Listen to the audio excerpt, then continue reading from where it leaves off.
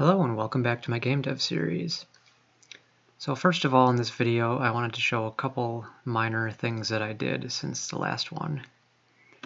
Now first of all, if we go into our utility namespace, I've added this function which allows you to pass in a floating point value and then it'll return it to you as a string with a certain level of precision. So I think by default when I was printing floating points, it would do 6 or 8 numbers past the point. So our default for this is 2, which seems to be a little bit more usable for output to the screen. I'm using this in a few places in my battle simulation here. So first of all, just outputting to the log, which you can see a little bit down here on the bottom from the last battle that I was doing. And then on screen, we also show that when you do an attack.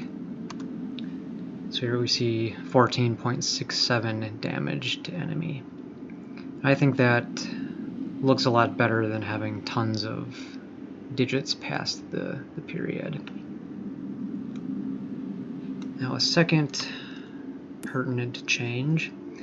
I was noticing last night when you would place fires like this, after they expired, the program could randomly crash.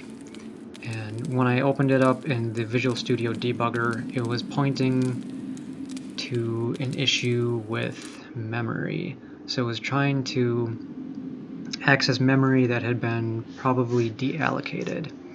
And what I ultimately found out was that if I go to my map module, inside the map's update function, I iterate over the fires and then I call fire update for each one. And that basically just updates the animation state or checks to see if it should be still on the screen or whatever the case may be. Updates the glow behind it. So let's open up our fire module here. What I needed to do was previously inside this condition, this is checking if the total milliseconds that the sprite has been animating is larger than the amount of time that we want it to animate. That is to say, has it been animating long enough that we don't want it to be there on screen anymore? If that is the case, I was removing it here from the unordered map. Now that became problematic because this update function is being called inside of map update, and really the fire update is being called inside of the same iterator that is looping over all the fires, which means you could potentially be removing an element from the same container that you are trying to iterate over. And as you can imagine, you can get some problems doing that. They're very vague and a little bit difficult to debug unless you have a hunch about what might be going on in the first place. I think that had I begun with C++ programming, I would have been in a much more difficult place to be able to debug that. I would have maybe understood things a little bit less than I do now. Not to say that I understand things all that well, frankly, but I think I do have a little bit of an edge than I would have, say, 10 years ago. That being said, inside my fire module, if we don't want the fire to be displayed anymore, I'm essentially adding it to this fire remove list, which is just it's a vector that holds the position of the fire. And then after we finish that update iteration, we iterate over that fire remove list and just basically erase those specific fires from the unordered map. We also update our map's collision so you can walk on that block that the fire used to be on. And finally, if there are no fires left, we stop the fire sound. And then, of course, we clear that fire remove list at the end of the loop, just so we're not trying to go over it again and again and again. So that is a somewhat minor change, but it's very pertinent because you don't want random crashes in the game. And I believe one of the reasons that I had not noticed the problem before is just because I wasn't trying to put multiple fires on screen at one time for the most part. And if you're only doing one or two, especially if you're only doing one, you can remove or erase that fire from the unordered map just fine. It doesn't matter because you're going to be popping out of that iteration, or that iterator. The loop will be complete, so it's not going to try to access an element that has already been removed. So that's that piece of business. Now, going back to our battle code, there was one piece of cleanup that I was thinking about last night. So if I go down to our rendering code, you can see these are basically all of the various states that you can be on, showing intro, showing attacks, so on and so forth. Now, this all is pretty simple to comprehend. It's just simple if statements. That being said, if you look at these last three here, they're essentially all the same. Like, they all call the render text function, and then they just return. So we could simplify this a lot in that we could make a message text variable. So let me do this. Standard string message text. I'll just initialize that to a blank string. And then as a state, we'll do show message. We'll set that to false by default. What I would like to do as well right off the bat is, since those are new state variables, in our reset battle, I want to basically clear those back to the default state. So let's use show message equals false, then message text equals that blank string again.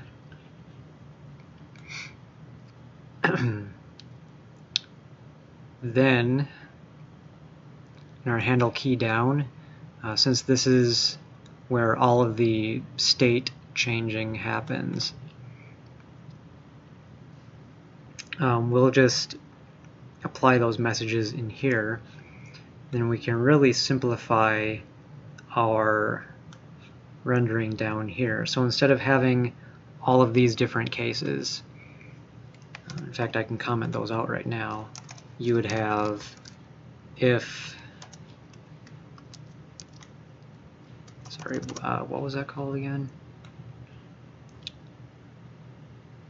Show message. If show message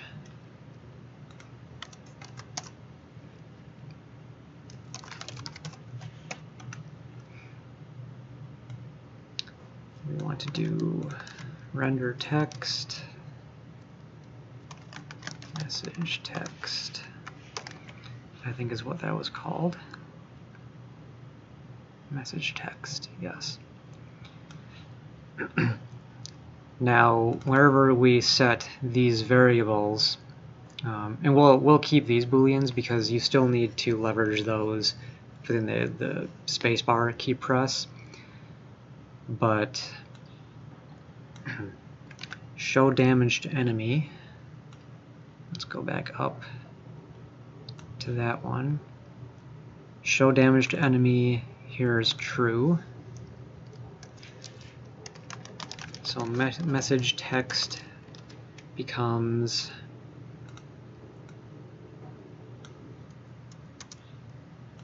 that, and then show message equals true.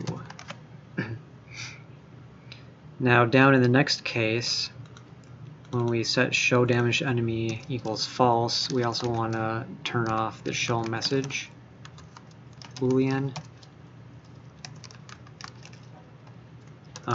We probably don't need to reset message text right then and there. We'll go back down here. We can remove this case since we just accounted for that. Now, show enemy death. We want to take that text and we'll just remove this right now. How is show enemy death?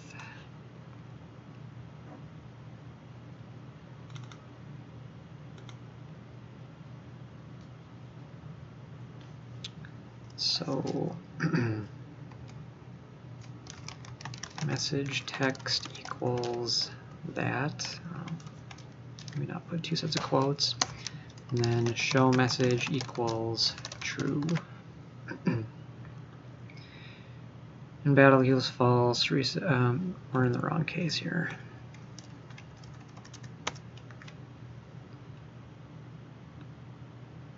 Sorry.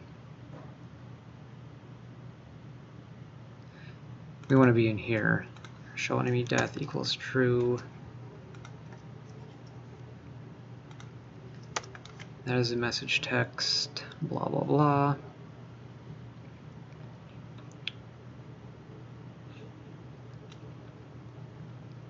Now finally, we have show damage to player. So I'm going to copy this. Go back up to show damage to enemy. Show damage to player is true. So now we want message text to equal that. And then show message equals true.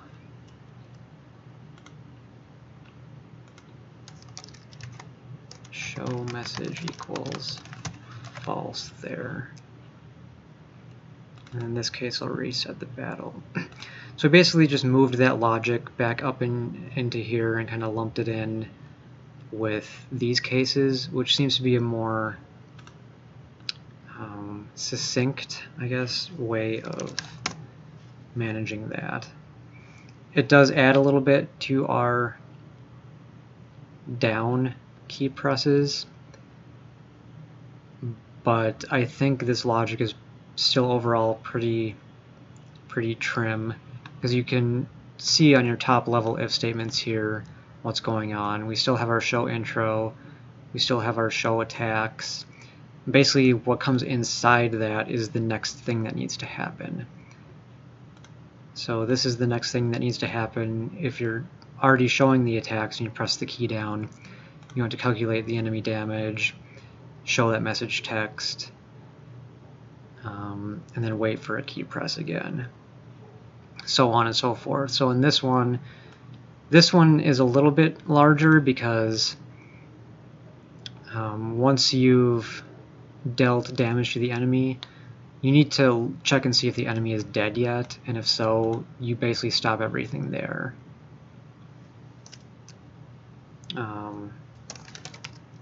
Let's just put a return right there.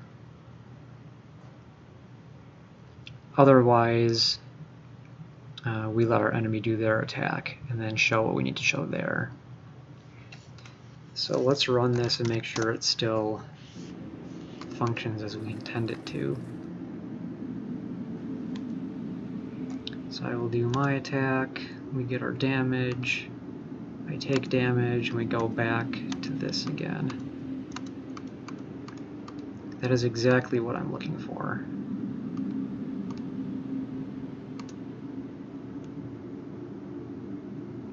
I'm just looking at my statistics down below while this goes.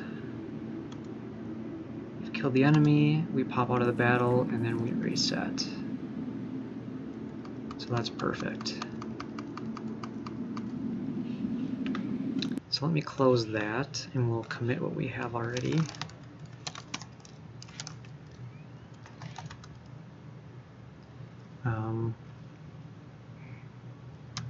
It looks like I had not actually committed previous things. I'd staged them but not committed them, so let me just do that now. Commit. Moving fire removal code out of map update iterator, so we don't try to remove an element from a container that is currently being iterated over.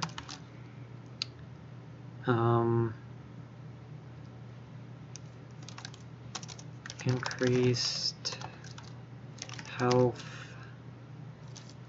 accrual from fire. I did bump that up. It used to be every half second you get 0.25 health back. Now you'll get 0.5 health back every half second. So small change, but significant difference to the player. What else have we done here?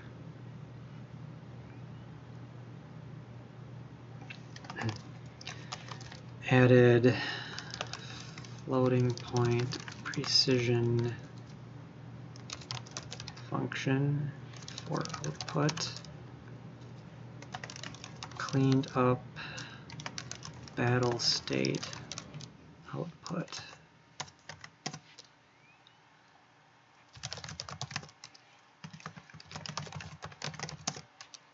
So that's where we're at with that.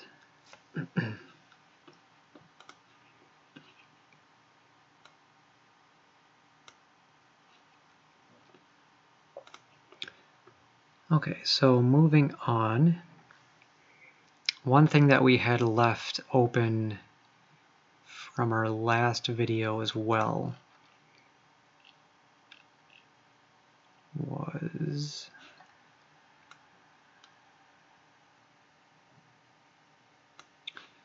set selected attack of enemy.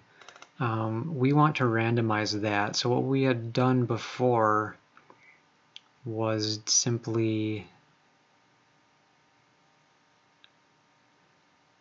set it to their first attack. But actually, before we even get to this, here, just so I don't forget,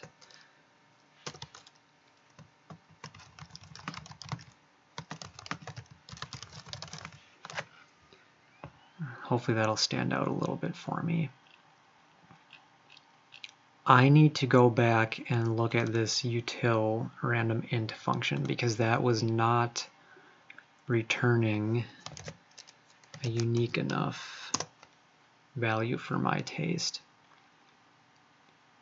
And I think it's because we're calling it too close together and then time is giving us the same seed, since I believe time is based in seconds here. And what I was thinking we can do to fix that is if we look in our engine, back in our update loop down at the bottom. So our main game loop uses this high resolution clock. And I was wondering if I could leverage that to get basically nanoseconds, or something probably even smaller than milliseconds. I'm not sure offhand how many seconds my frames are right now, but let's take a look at the documentation of this. Kind of see what we can do here. Some sites I like better. I like c++.com better. I just like the overall format. With the shortest tick period. Maybe a synonym for system clock or steady clock.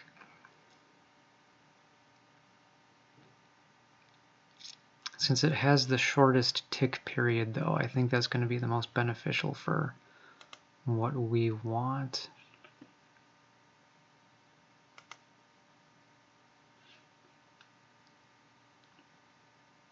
So why don't we try out high resolution clock now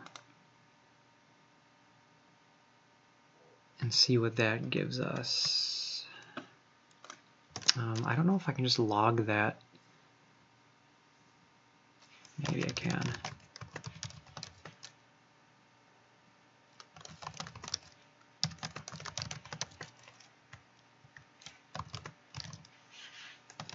I need to add all the namespace stuff since I'm not using a using statement. Let's build that and see what we get. Oh boy. So you can't just convert that like that. I don't know if I can just print that because it's not actually a string.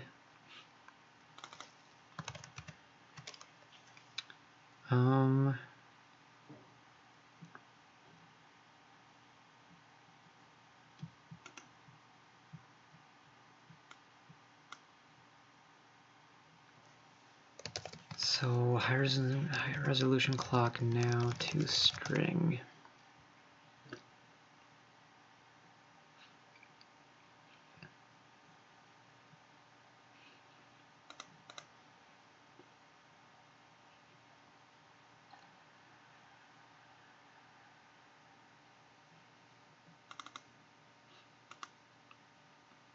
Hick.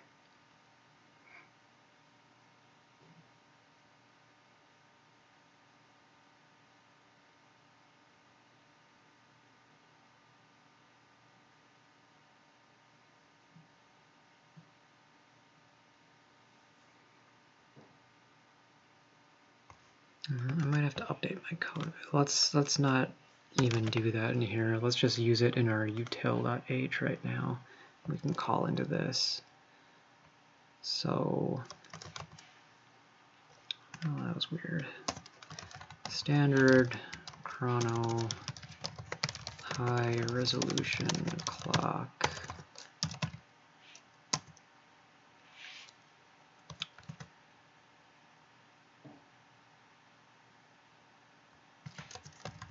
Time point seed equals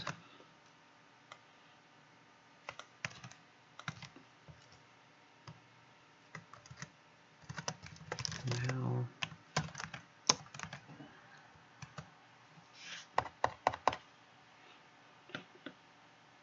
I think we can do a duration cast to nanoseconds even.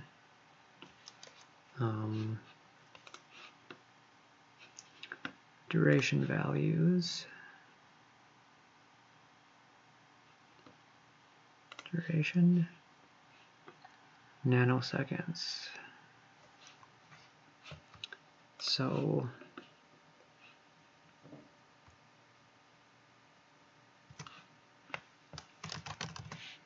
chrono resolution clock nanoseconds. Is that how you do that? Or let's just do this. Int seed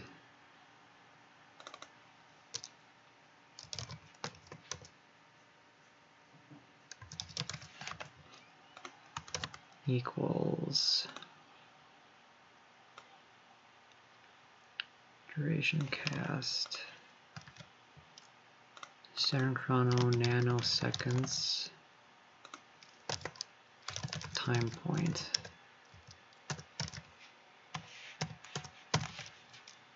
And then srand we'll get seed. Logger log seed.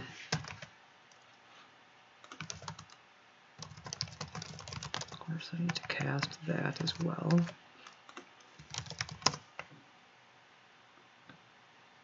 Time point undeclared identifier.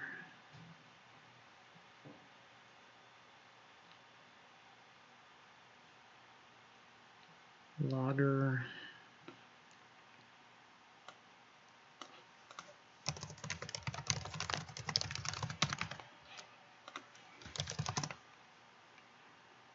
so time point is undeclared, it thinks.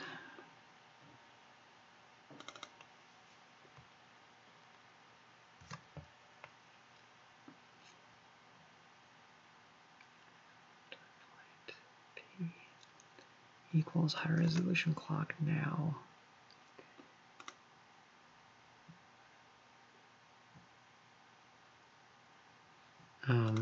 It helps if you type correctly.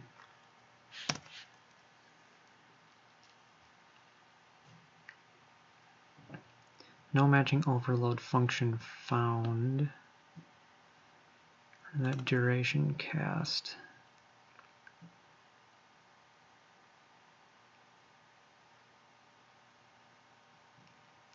You cannot cast from a time point, apparently. Well, of course you can.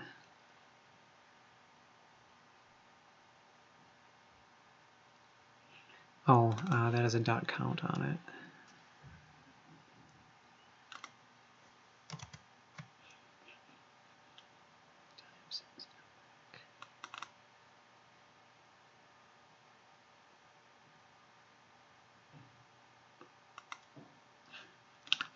Helps if I fully read examples too, but I'm kind of not. So let's just keep hacking away like a moron and hope that we get somewhere in the end.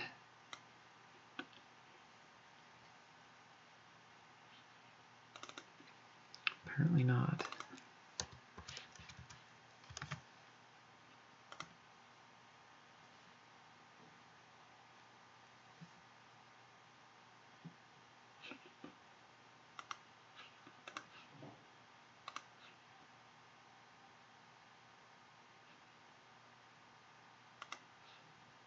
Can we do microseconds?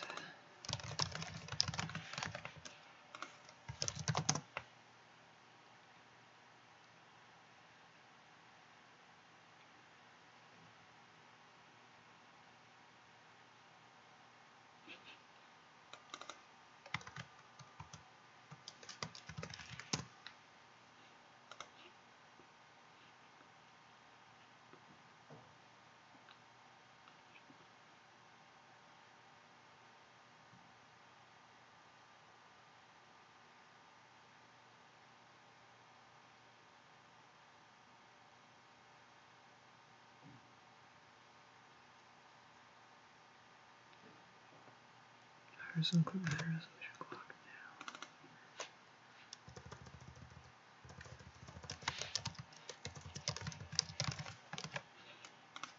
now. Does that work?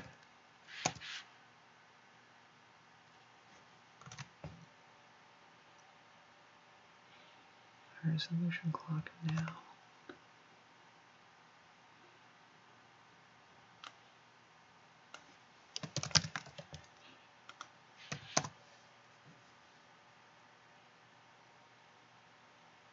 Why did I have a problem with my duration cast?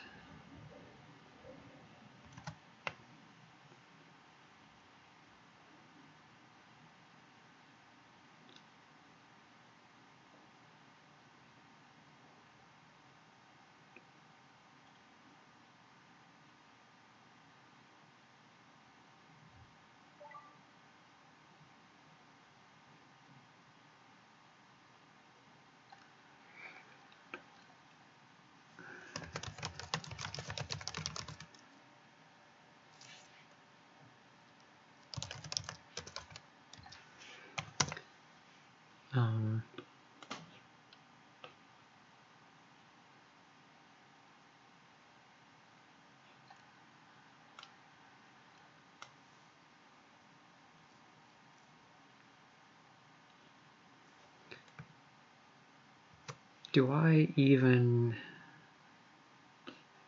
need to cast it? Like if I'm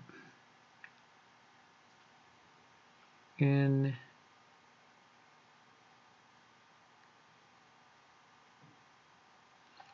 here, what is this going to give me? Like, can I output that? Can I output that as a string somehow?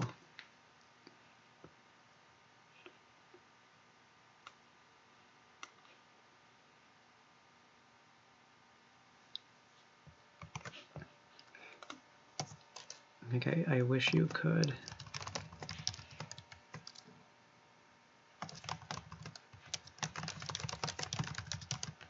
Okay, I'm kind of, this is taking me back to the beginning and it doesn't really work. Oh.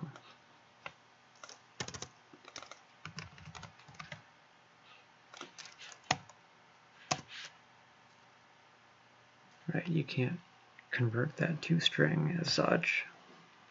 So I need that to be converted into a float or something.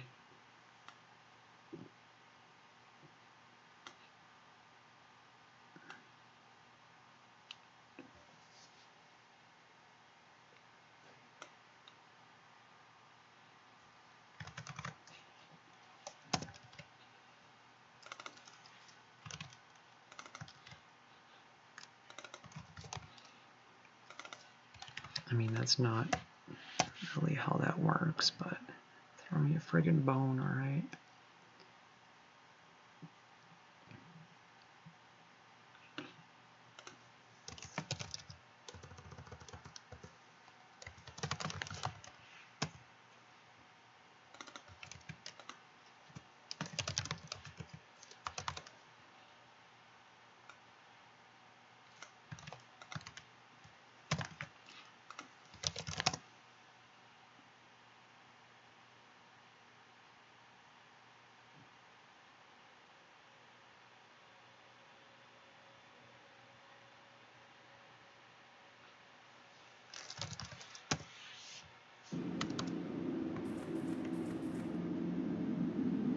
Yeah,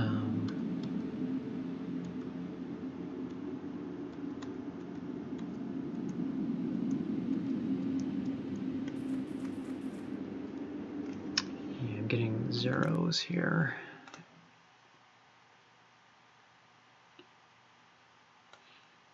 Because obviously that's just not correct. Like, all I really want to do is get the current time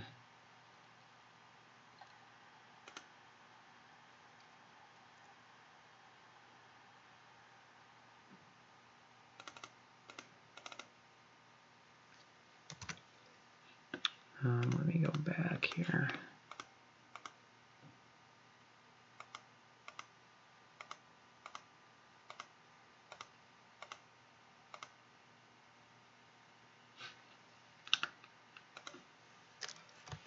Time since epoch.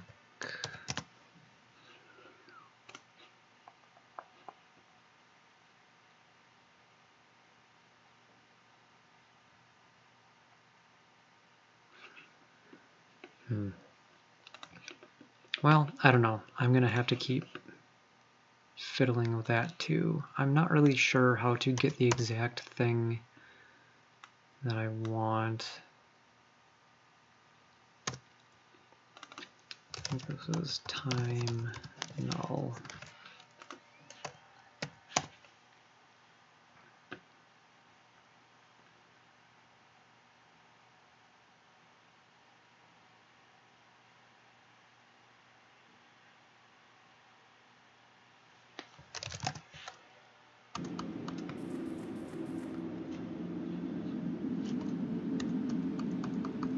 And that essentially takes me back to where I was. We'll have to come back to that. So that'll just be a to-do for right now.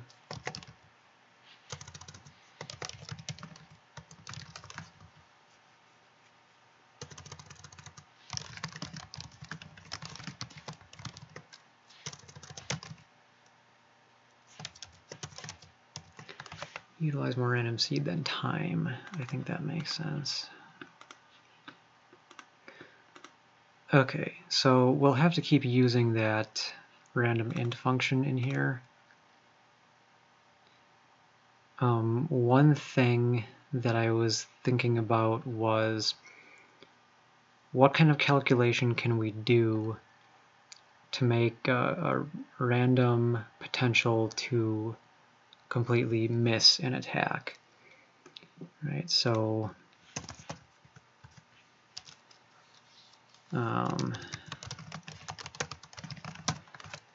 missed equals false.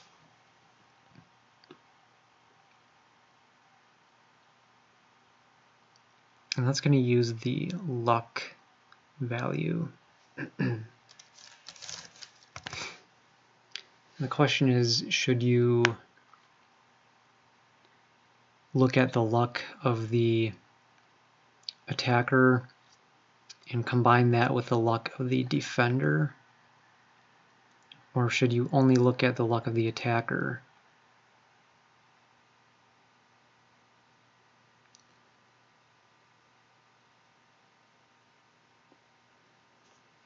Let's only look at the luck of the attacker right now just to keep it simple. So our player begins with, I don't remember what that was.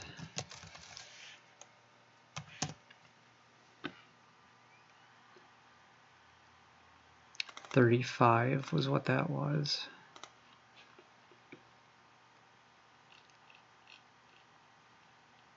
So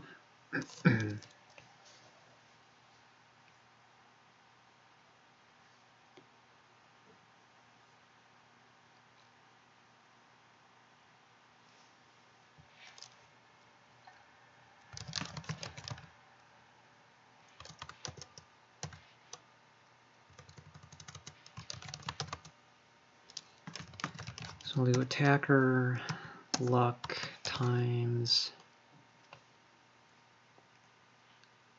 0.05. So here, if my luck is 35 and I multiply that by 0.05, it gives me 1.75.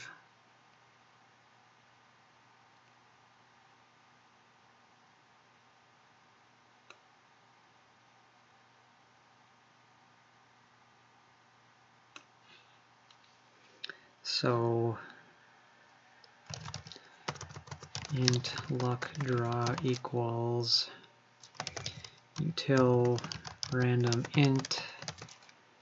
We will go from 1 to up to 100 times luck.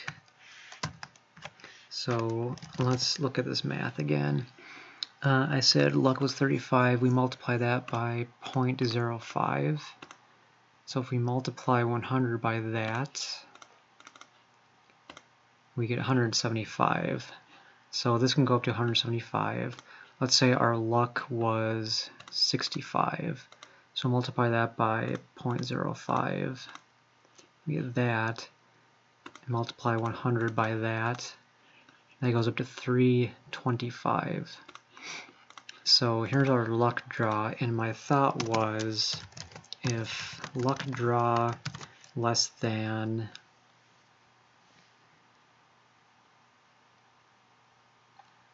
I don't know, 20. I mean, it doesn't matter that much.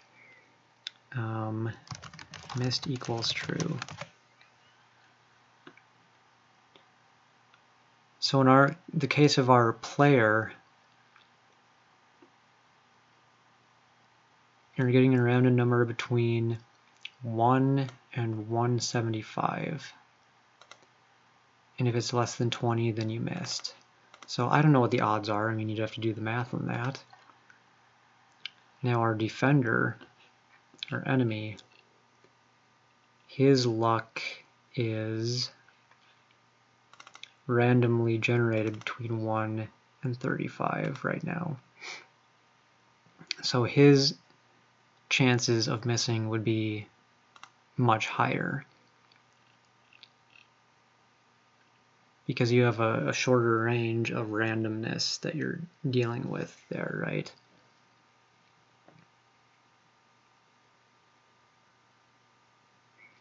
And obviously the lower and lower you go, so let's say their luck was 1. We multiply that by 0.05. Then we multiply that by 100. So you're looking for a number between 1 and 5. Well, I mean, you're always going to miss at that point.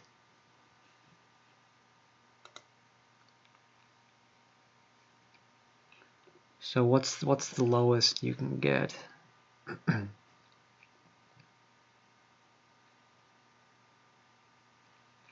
So say their luck was 4. Multiply that by 0.05. Multiply that by 100. So really their lowest can only be a 4 at that point. So they have to have a luck stat between 5 and 35, I guess. Because even if it's at 5, it's 0.05 equals 0.25 times 100. So they would be, if their luck was 5, they would be getting a randomly generated luck draw between 1 and 25. So that would still give them very low chances of hitting. But if they get anything between 21 and 25, or no, if they get anything between 20 and 25, then they will hit. So we'll try that and we'll see what happens.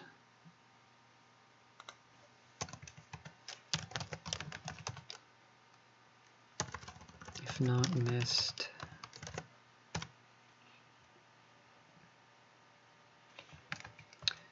Well, let's think about this actually.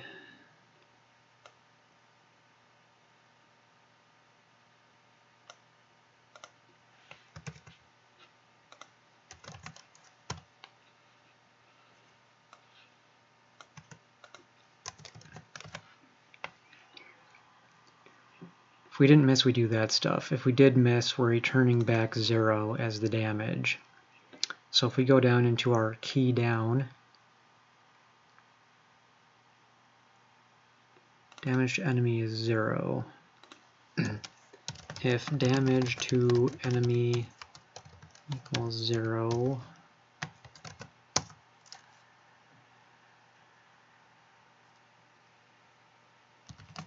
message text equals you whiffed, show message equals true,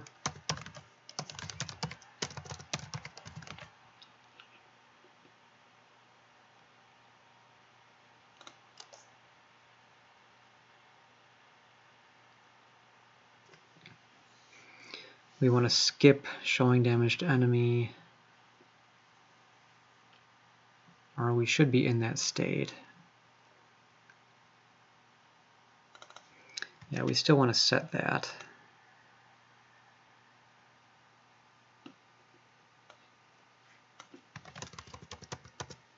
So show damage to enemy.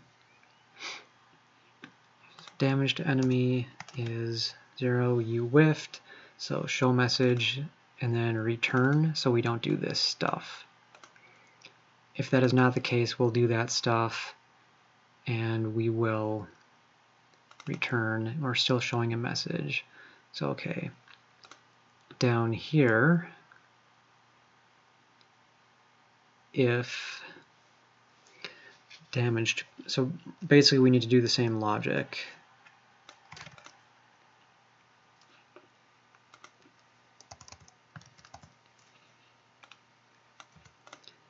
Except it's damage to player in this case.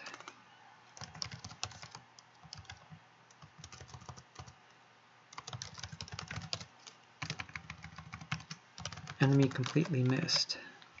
show message.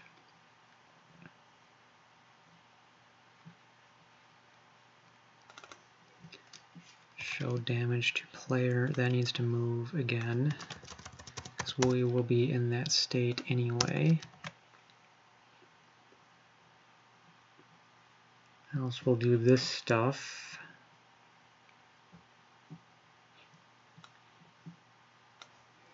We need to do this as well.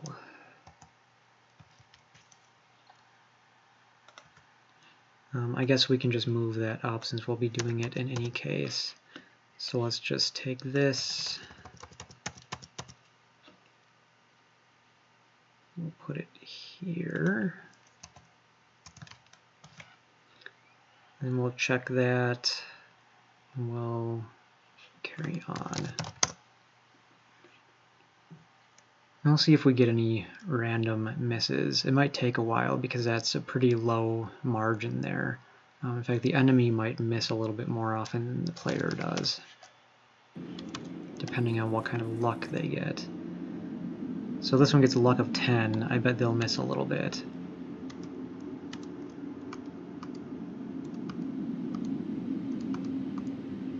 Enemy completely missed. There you go. Enemy is dead. Do damage. Enemy completely missed. It's probably going to be an unlikely event that I do not do damage, but it could happen. I might need to adjust that a little bit because I would like it to happen at some point.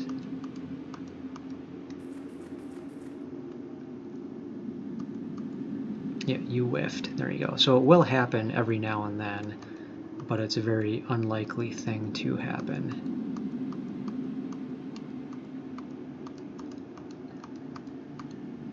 I mean, you want it to be somewhat unlikely. But now, when you think about it, we could later on set it up so that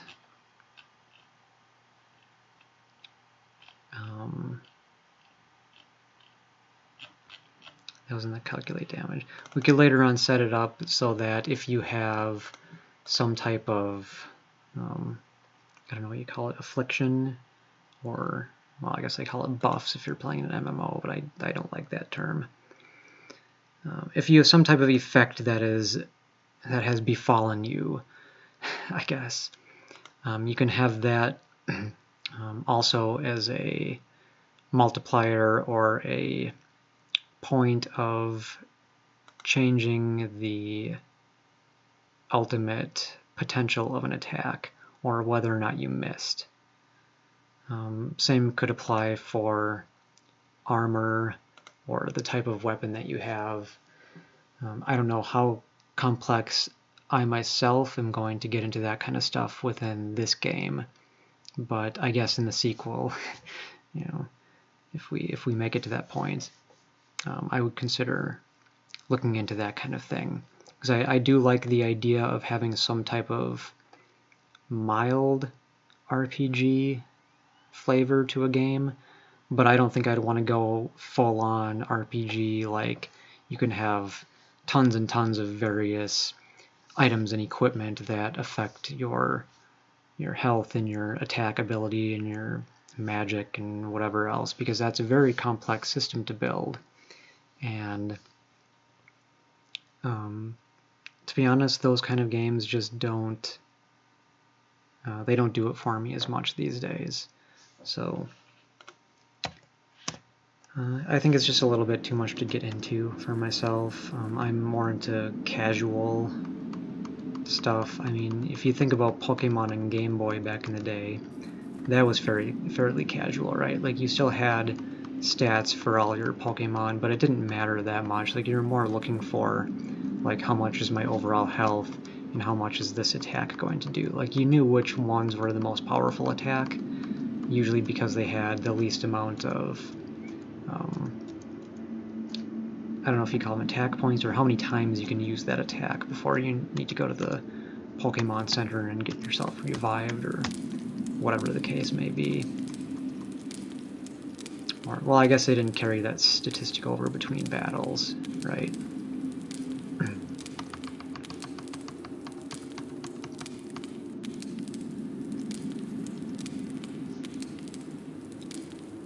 So to end here, let me just stand in the glow of my fires for a second. And now that are being removed from the map pleasantly, my health has been regenerated. We can end the game in peace. So thank you if you've watched it to this point, and hopefully you'll stick around for the next video in the series.